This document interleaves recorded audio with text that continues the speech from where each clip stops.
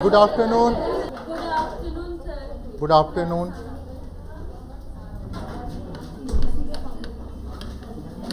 National Curriculum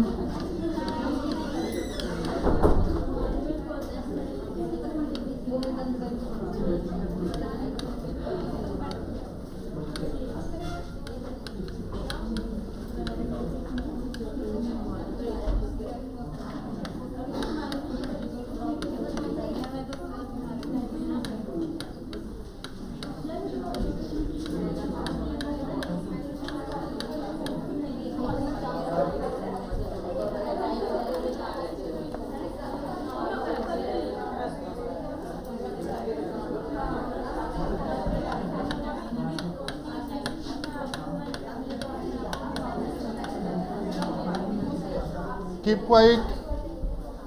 आज अपना topic है national curriculum framework 2005 NCF 2005। Kindly keep quiet. राष्ट्रीय पाठ्यक्रम योजना 2005, राष्ट्रीय national curriculum framework 2005। Page number आपको इंग्लिश मीडियम में है 190 और हिंदी मीडियम में पेज नंबर 178।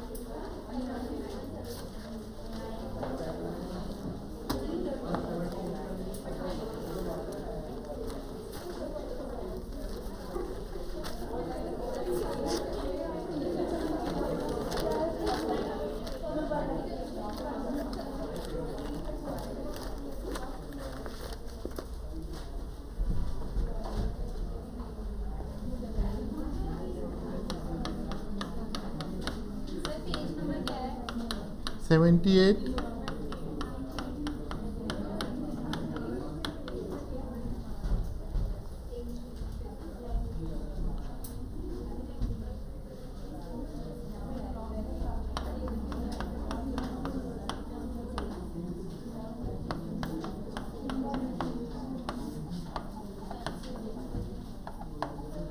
देखो, जितनी भी आपको कोठारी कमीशन था या 1986 का एजुकेशन कमीशन था, सब में या जितने भी आपको नेशनल कमीशन थे उसमें को कैरिकुलर एक्टिविटीज़ थी, को कैरिकुलम था।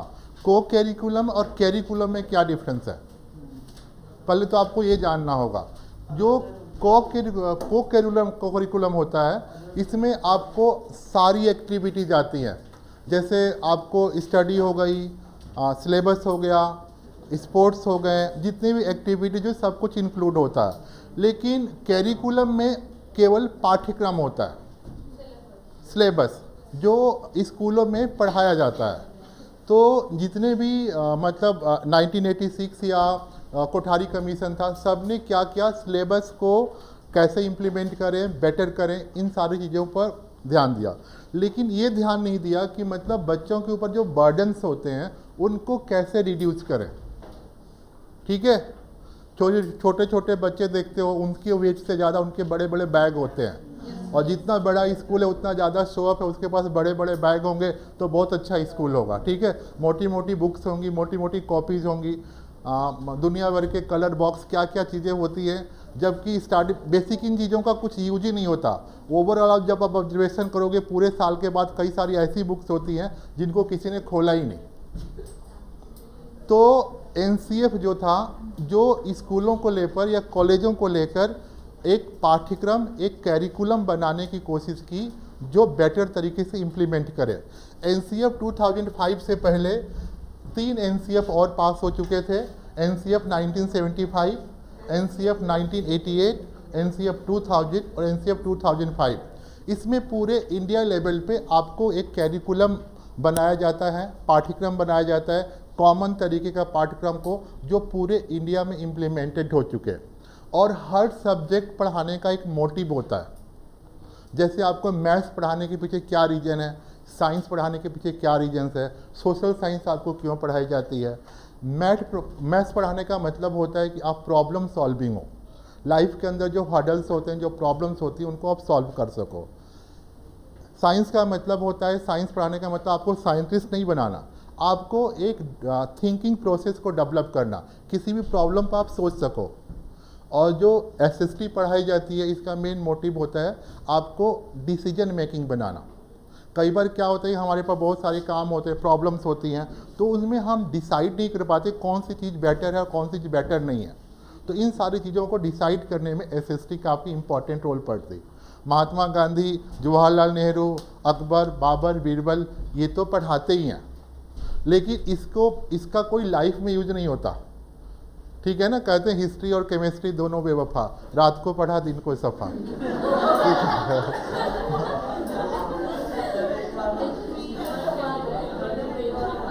राइट है।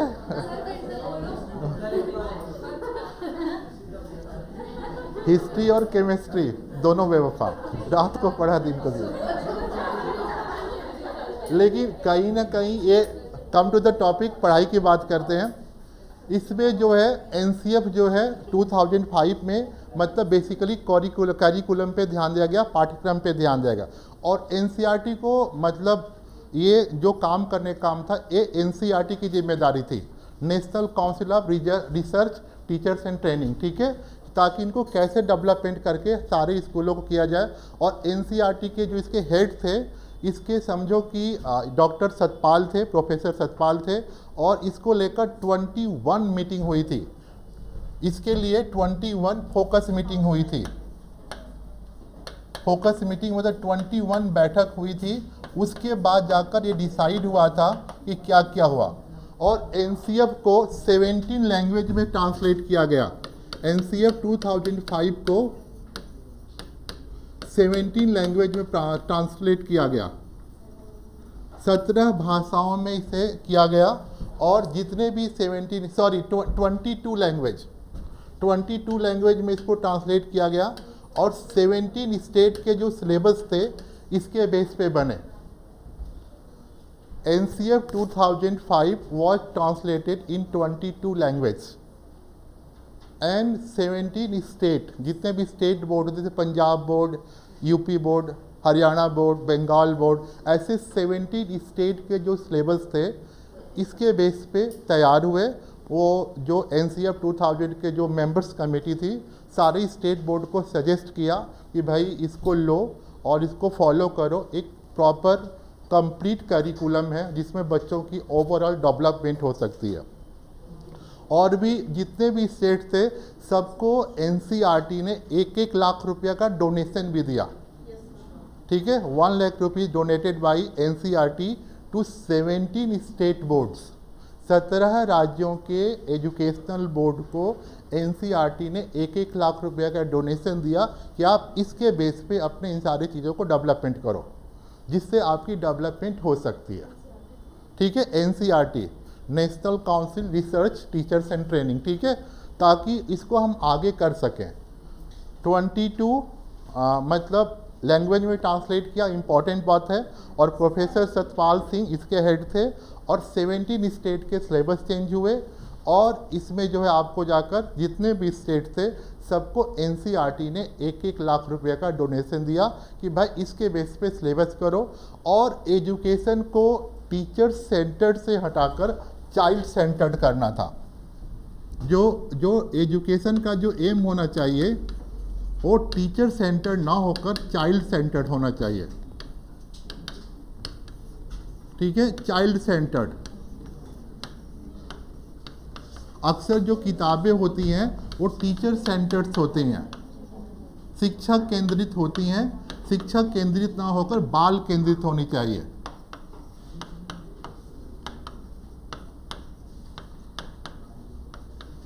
ठीक है, बाल केंद्रित होना चाहिए।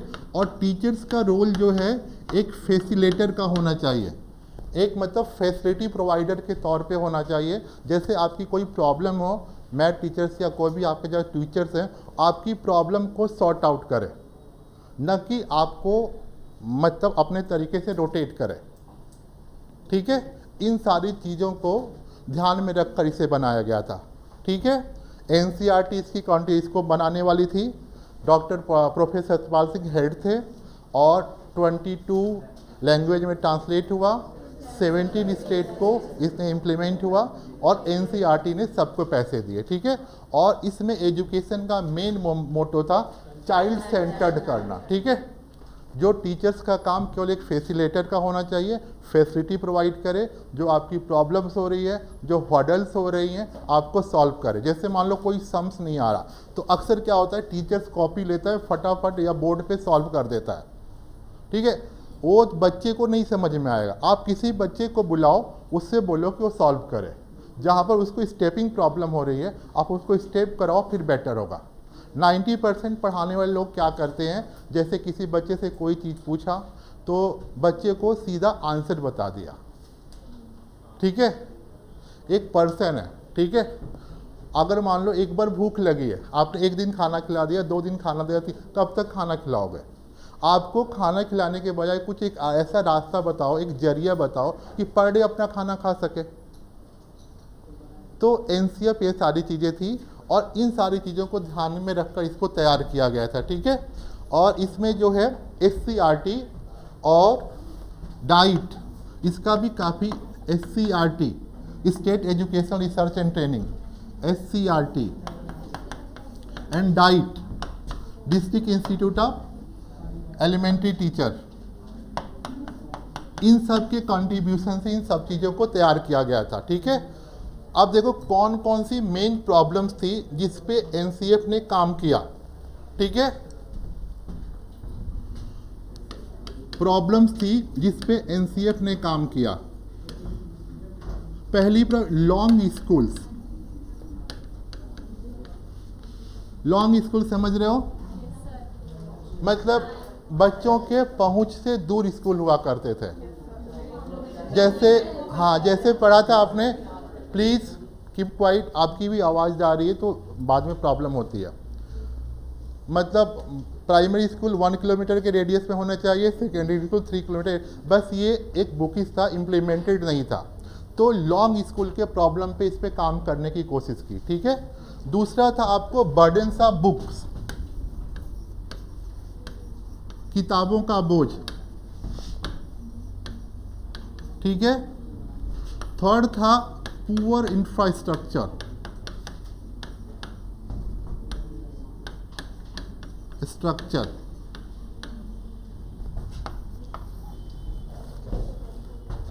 पुअर इंफ्रास्ट्रक्चर्स,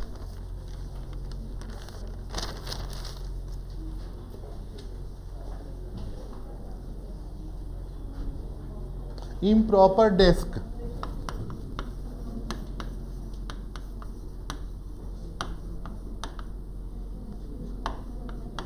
इसने ये देखा कि जो स्कूलों में बच्चों के जो डेस्क दिए गए हैं, वो बच्चों डेस्क काफ़ी छोटे छोटे हैं, बच्चों को बैठने के, उनको पैर में, उनके बॉडी में क्रैम्पिंग हो रही है, और बच्चों को केवल बड़े बड़े बुक्स दे दिया गया है, और जिस वजह से बच्चों को प्रॉब्लम्स होती है।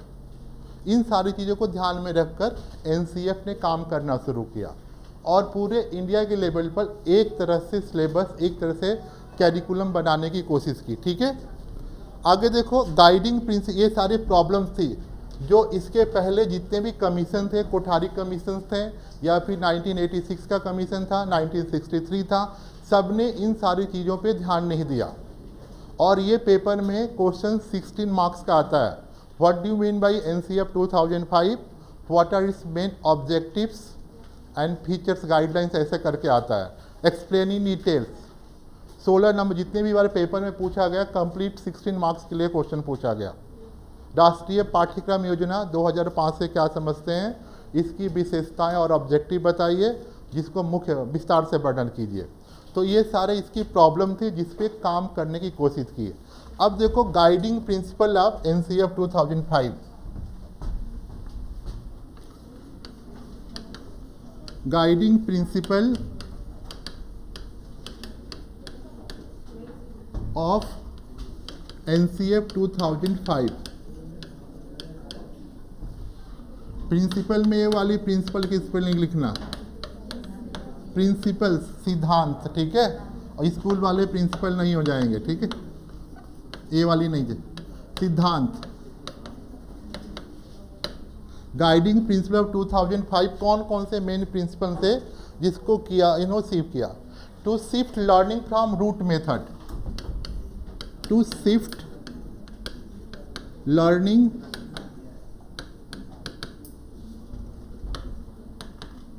From rote method.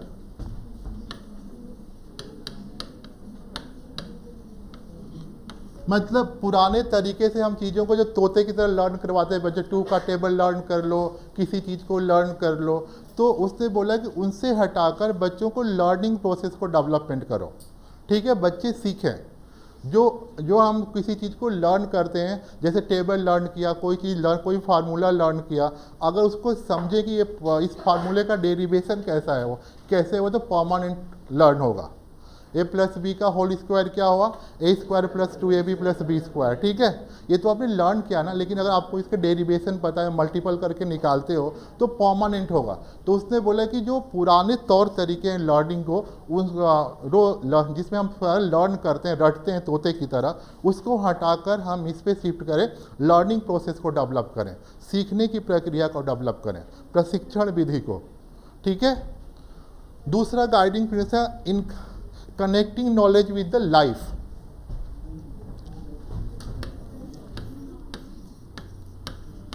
connecting knowledge with the life।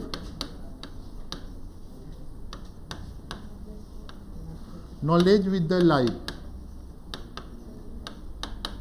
जो अपने नॉलेज को जीवन से जोड़ना, जो ऐसी चीज़ है जो व्यवहारिक तौर पे यूज हो सके।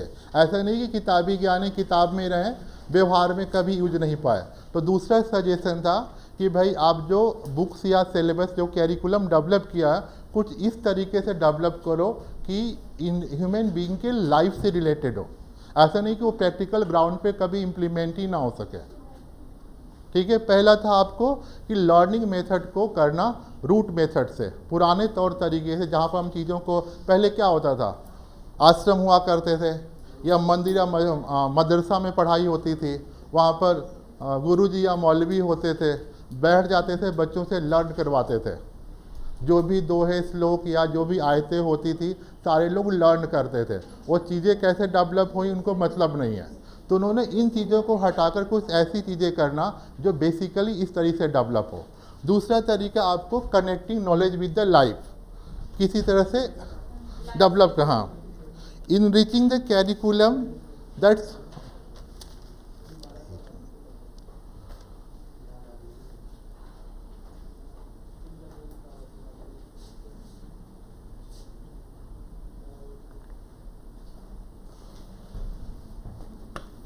enriching the curriculum for overall development of the child। enriching the curriculum for overdevelopment of child।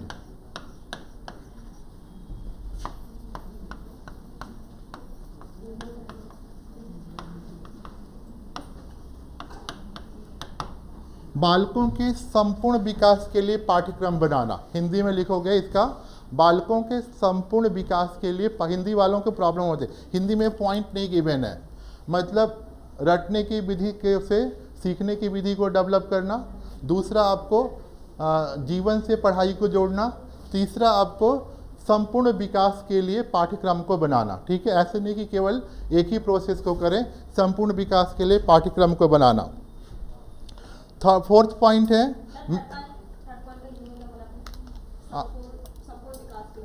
पाठ्यक्रम को बनाना। जैसे मान लो physical, mental, moral, over all around development के लिए पाठ्यक्रम को बनाने की कोशिश करना। हिंदी मीडियम के बुक्स में शायद ये गाइडिंग प्रिंसिपल गिवन नहीं है, तो आप ऐसे कर सकते हो। फोर्थ पॉइंट है आपको examination system should be flexible. Fourth point examination system, हाँ,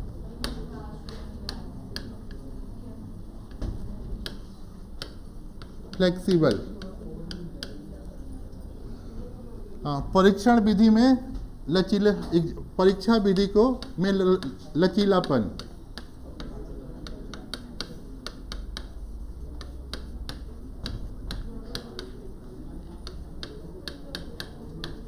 इसी के बाद जानते हो सीसी सिस्टम लागू हुआ था 2005 के बाद, सीसी। ठीक है, कॉम्युनिटी कॉम्प्रिहेंसिव इवैल्यूएशन।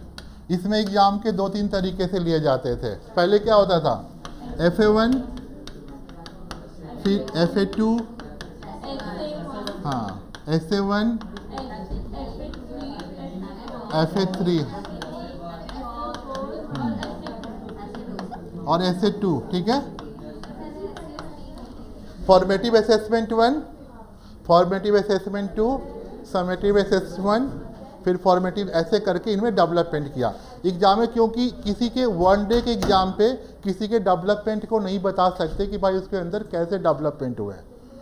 ये चीज़ फोर्थ जो पॉइंट था इसमें, nurturing the overriding identity.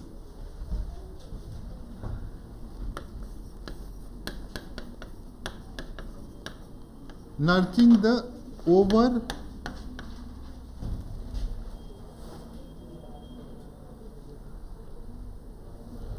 writing and overriding identity।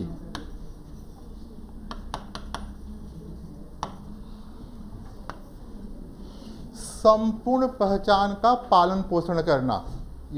नर्चिंग का मतलब होता है कि मतलब किसी को सेवना पालना, तो संपूर्ण पहचान की पालन पोषण करना मतलब संपूर्ण एजुकेशन का मतलब केवल किताबी ज्ञान से नहीं है, संपूर्ण तरह की उनकी जो डेवलपमेंट होती है सबको देख रेख करना।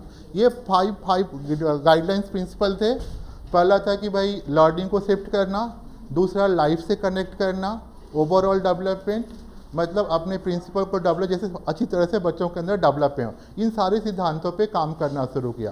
प्रॉब्लम आपने देख ही लिया, प्रॉब्लम में था कि बुक्स के बर्डन थे, लॉन्ग स्कूल्स थे, इंफ्रास्ट्रक्चर के प्रॉब्लम थे, इन पे काम करने की कोशिश किया। ठीक है, अब आगे देखते हैं इसके कौन कौन से सजेशन थे या एम थे। ठीक है, हाँ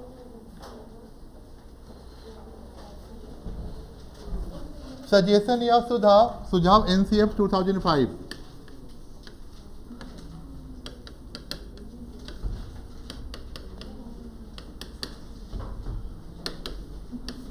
मैंने बताया कैरिकुलम का मतलब पाठ्यक्रम होता है। सबसे पहले उसने बोला लैंग्वेज फार्मूला, 3 लैंग्वेज फार्मूला। हाँ जी, इसको सभी ने प्रमोट किया। त्रिभाषीय सूत्र,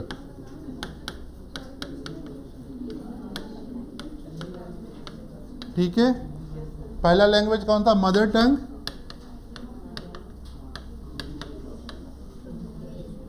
दूसरा आपको नेशनल लैंग्वेज, और तीसरा जो है आपको इंटरनेशनल लैंग्वेज। इंटरनेशनल लैंग्वेज, इसमें एक लाइन और थी, जो medium of instruction should be mother tongue. जो पढ़ाने की जो माध्यम हो, मीडियम ऑफ इंस्ट्रक्शन, जिसमें बच्चों को कोई सजेशन दिया जा रहा है, कोई सुझाव दिया जा रहा है, भले ही इंग्लिश मीडियम स्कूल हो, लेकिन इंस्ट्रक्शंस जो है मदर टंग में ही दिया जाए। बच्चे अच्छी तरह से समझते हैं, उसको फॉलो करते हैं।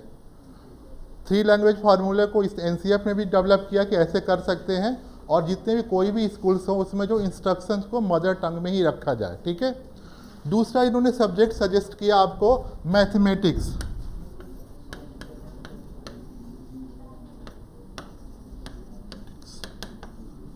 अंक गणित, इसका पढ़ाने का मेन मोटिव था प्रॉब्लम सॉल्विंग करना। जानते हो मैथ्स क्यों पढ़ाई जाती है? प्रॉब्लम सॉल्विंग एटीट्यूड को डेवलपमेंट करने के लिए। लाइफ में जो प्रॉब्लम्स होती है उनको कैसे सॉल्व करोगे, इसके लिए इसको पढ़ाने की कोशिश की जाती है। बहुत बार क्या होता है कि लाइफ में प्रॉब्लम्स हो जाती है, बहुत सारे लोग होपलेस हो जाते हैं, परेशान हो जाते, अब क्या करें। तो मैथ्स पढ़ने से क्या होता है, पेशेंस लेवल डेवलपमेंट होता है, आपके अंदर कंसिस्टेंसी आती है, ठहराव आता है, तो आपको प्रॉब्लम सॉल्विंग एटीट्यूड डेवलप होता है। दूसरा जो है आपको, तीसरा जो सब बताया साइंस। साइंस पढ़ाने के लिए मोटो बताया थिंकिंग प्रोसेस को डेवलप करना। थिंकिंग प्रोसेस को डेवलप करना, चिंतन प्रक्रिया का विकास। हिंदी में लिखोगे साइंस पढ़ाने का या विज्ञान को पढ़ाने के पीछे मौन भी थिंकिंग प्रोसेस, जब थिंकिंग प्रोसेस डेवलप होगी आपके अंदर, बुक में ऐसे नहीं लिखा हुआ, मैं बड़ा सिंपल करके बता रहा हूँ आपको, कौन से सब्जेक्ट को एनसीएफ में रखने के पीछे क्या क्या उद्देश्य थे। पहला जो था 3 लैंग्वेज फार्मूला, तीनों भाषाओं को एक तरीके से करना। दूसरा मैथ्स था, मैथ्स का मतलब था कि बच्चों के अंदर प्रॉब्लम सॉल्विंग एटीट्यूड को डेवलप करना, लाइफ में जो प्रॉब्लम होते हैं उनको कैसे सॉल्व किया जाए। ठीक है, अपने एल्डर्स से पूछते हैं, अपने फ्रेंड्स से पूछते हैं, अपना माइंड नहीं लगा सकते, इसको कैसे सॉर्ट आउट कर सकते हैं। या तो जल्दीबाजी में कुछ गलत कर जाते हैं या फिर उसको समय के हवाले छोड़ देते हैं। तो कब तक ऐसे करेंगे, किसी ना किसी दिन तो अपने आप को डिसीजन लेना ही पड़ेगा। तो प्रॉब्लम सॉल्विंग एटीट्यूड के लिए, ठीक है। और साइंस पढ़ाने का मोटो था कि आपके अंदर थिंकिंग प्रोसेस को डेवलप करना, कि आपकी जो प्रॉब्लम्स होगी उसको आप विचार करोगे और चिंतन करोगे और चिंतन आपके पास उन समस्याओं का हल निकल जाएगा। उसके बाद नेक्स्ट था सोशल साइंस, एसएसटी। एसएसटी पढ़ाने की मेन रीजन था सामाजिक विज्ञान, डिसीजन मेकिंग बनाना।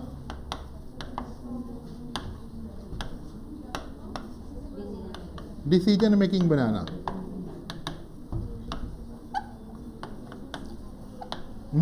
निर्णय लेने की प्रक्रिया का विकास करना। हिंदी में लिखेंगे निर्णय लेने की प्रक्रिया का विकास करना। पहला पॉइंट था 3 लैंग्वेज फार्मूला। दूसरा आपको था mathematics, problem solving attitude develop करना। थर्ड था साइंस, आपको थिंकिंग प्रोसेस का विकास करना। फोर्थ था आपको सोशल साइंस, जिसमें आपको डिसीजन मेकिंग एटीट्यूड का विकास करना, कैसे आप डिसीजन लोगे। कई बार डिसीजन लेना ही प्रॉब्लम हो जाता है। उसके बाद नेक्स्ट है आपको जाकर art education. Point number 5, art education. Art education के अंदर शिल्प विज्ञान, हिंदी में बोलेंगे शिल्प विज्ञान। हाँ, हस्तकला भी हो सकता है। इसके अंदर म्यूजिक, डांस,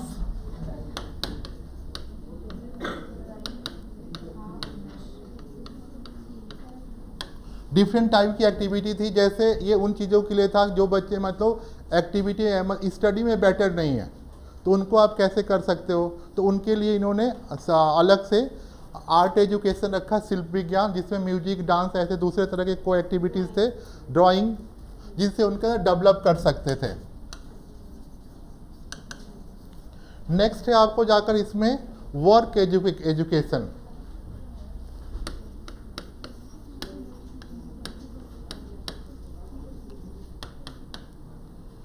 एजुकेशन, कार्य शिक्षा का विकास। SPUW था, सोशल वर्क करके productive work, social productive work का विकास करना, कि कोई ना कोई हम काम कर सकते हैं जिससे अपने अंदर डेवलपमेंट हो सके। उसके बाद था आपको जाकर एजुकेशन फॉर पीस।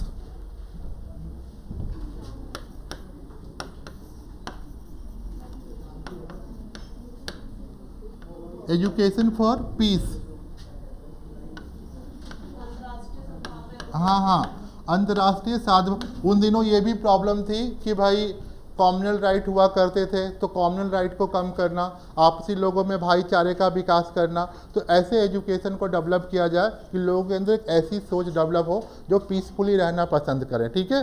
उसके बाद है फिजिकल एजुकेशन, एक पॉइंट है शायद, physical health and physical education, 8th point है, हाँ, हेल्थ एंड फिजिकल एजुकेशन।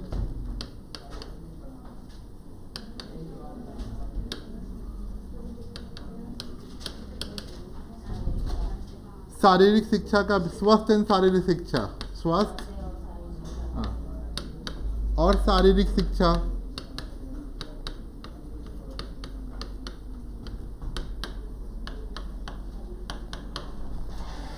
क्योंकि विदाउट हेल्थ, विदाउट जो अच्छी माइंड की कल्पना नहीं कर सकते, तो उन्होंने इसे बोला हेल्थ और इसको भी डेवलपमेंट करना कंपलसरी है। एंड फिजिकल एजुकेशन, ठीक है। स्वास्थ्य और शारीरिक शिक्षा का विकास करने पर भी काफ़ी जोर दिया और कि इसके बेस पे हम इसको डेवलपमेंट कर सकते हैं। नेक्स्ट है आपको रिस्पेक्ट फॉर ह्यूमन राइट।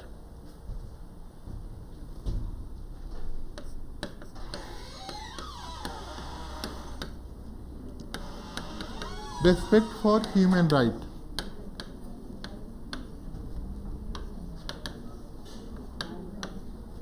ठीक है, ह्यूमन राइट्स को लेकर बड़ी प्रॉब्लम थी। 1947 में जब देश आज़ाद हुआ तो एक इधर बूढ़ी औरत थी, बीच रोड पे चलने लगी।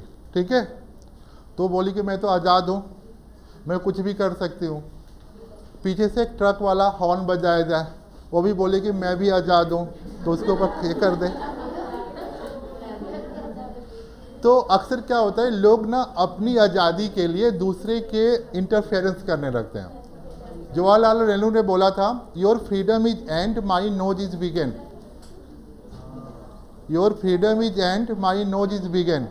आपकी स्वतंत्रता वहाँ ख़त्म हो जाती है जहाँ से दूसरों का नुकसान शुरू हो जाता है। आप गाने सुनने के लिए स्वतंत्र हो लाउड स्पीकर पे, म्यूजिक पे, लेकिन पड़ोसी के नींद डिस्टर्ब करने का राइट आपको किसी ने नहीं दिया। ठीक है, तो लोग एक दूसरे की डिग्निटी को रेस्पेक्ट करें, और एजुकेशन का मतलब यही होता है कि हम अपने साथ साथ दूसरे के वैल्यू नॉर्म्स को रेस्पेक्ट करें। अपना रिलीजन बड़ा हो सकता है या बड़ा है, लेकिन दूसरे का रिलीजन छोटा नहीं है।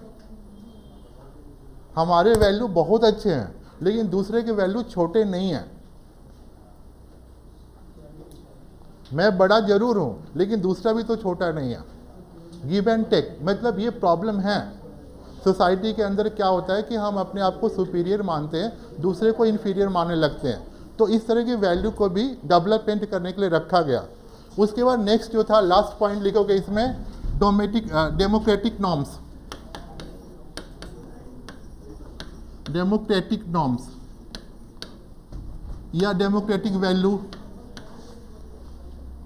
प्रजातंत्रीय मूल्य, तंत्रीय मूल्य, मतलब कुछ ऐसी वैल्यू या कोई ऐसी सोच का विकास करना जिसमें डेमोक्रेटिक थॉट डेवलपमेंट हो, और किसी भी काम को करने के लिए कोई भी व्यक्ति अगर आगे बढ़ता है तो सबकी राय को लेकर चले। ठीक है, तो एनसीएफ ऐसे लिखोगे, पहले इंट्रोडक्शन दोगे, उसके बाद एनसीएफ से पहले एजुकेशन में कौन कौन सी प्रॉब्लम थी ये भी आपकी बुक में मेंशन नहीं है, तो बताओगे कि लॉन्ग स्कूल थे, बर्डन ऑफ बुक्स था, पुअर इंफ्रास्ट्रक्चर थे, आपको डेस्क भी प्रॉपर नहीं थे, ये सारी प्रॉब्लम थी। उसके बाद फिर इनके आप गाइडिंग प्रिंसिपल बताओगे, उसके बाद सजेशन बताओगे, उसके बाद ये बताओगे। ये भी ना आपके बुक में कौन से एनसीएफ कब कब पास हुए थे, 1975, 1988, 2000 और 2005। ऐसे जब करके लिखोगे तो एक आपका प्रॉपर आंसर हो जाएगा। और 16 मार्क्स के लिए इम्पॉर्टेंट क्वेश्चन है, अक्सर पेपर में आता है। ठीक है,